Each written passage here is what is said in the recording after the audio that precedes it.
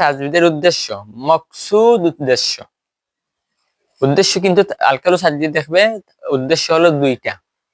উদ্দেশ্য দুইটা, একটা হলো তাজবিদের মকসুদ উদ্দেশ্য, আর একটা হলো তাজবিদের মুখ্য উদ্দেশ্য।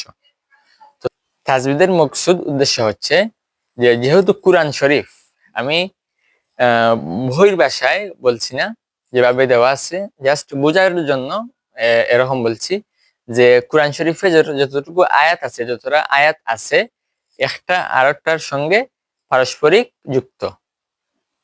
এই যুক্ত থাকার কারণে অনেক কায়দা, যেটাকে আমরা সচরাচর কায়দা বলি, উসুলও বলা যেতে পারে, নিয়মও বলা যেতে পারে, পদ্ধতিও বলা যেতে পারে। কিন্তু আমরা প্রচলিত হয়ে গেছে যে কাস্টম একটা নীতি আছে, আইন, কাস্টম, সেই নীতিতে এটা হয়ে গিয়েছে কায়দা। অবশ্যই এটাও ঠিক আছে।